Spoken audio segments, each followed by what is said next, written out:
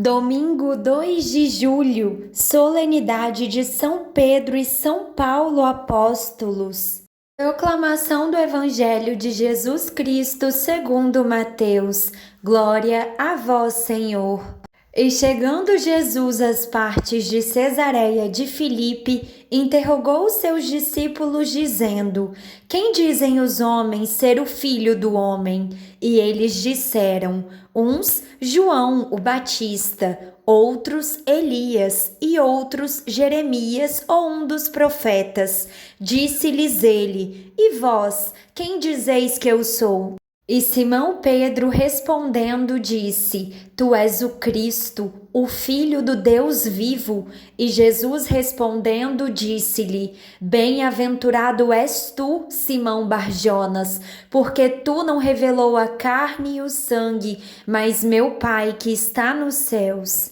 Pois também eu te digo que tu és Pedro, e sobre esta pedra edificarei a minha igreja, e as portas do inferno não prevalecerão contra ela. E eu te darei as chaves do reino dos céus, e tudo que ligares na terra será ligado nos céus, e tudo que desligares na terra será desligado nos céus. Palavra da salvação, glória a vós, Senhor. Ao celebrarmos hoje os apóstolos Pedro e Paulo, recordamos aqueles que são chamados colunas da Igreja, escolhidos para serem testemunhas de Cristo e de seu amor, recebendo como prêmio a coroa do martírio.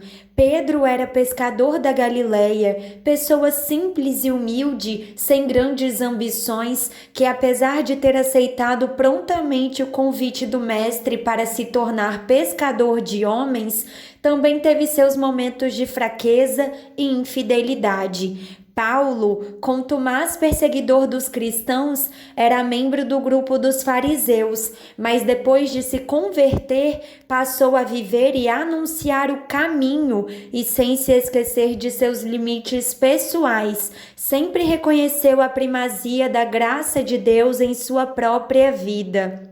Surpreendentemente, essas são as colunas da igreja, homens que não eram perfeitos, mas com os quais Deus quis contar para realizar seu plano de salvação.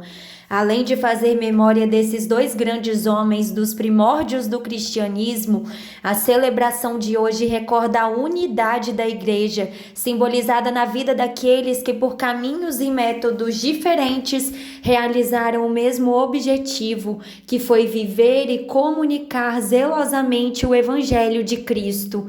Apesar das muitas diferenças, ambos tinham em comum o ardoroso amor por Jesus, que os fez suportar tantos sofrimentos, como vemos relatado na primeira e segunda leituras de hoje. Assim se confirma que a vida das testemunhas de Cristo reflete a vida do Mestre em todos os sentidos, inclusive nas perseguições. Também se confirma que na Igreja, unidade e diversidade caminham sempre juntas, sem jamais se oporem. O Evangelho de hoje não pode ser entendido apenas como uma delegação de poderes a Pedro. O apóstolo representa toda a comunidade que, uma vez reconhecendo Jesus como Messias, o Filho do Deus vivo, recebe a responsabilidade de ser um sólido referencial de fé e de comunhão profunda com Deus. Nisso consiste o poder de ligar e desligar, concedido a Pedro e a todos os cristãos. Viver o que Jesus ensinou para unir o céu e a terra. Rezemos hoje especialmente pelo Santo Padre, a quem a Igreja reconhece como sucessor de Pedro, para que Deus o ilumine e o torne cada vez mais capaz de nos confirmar na fé.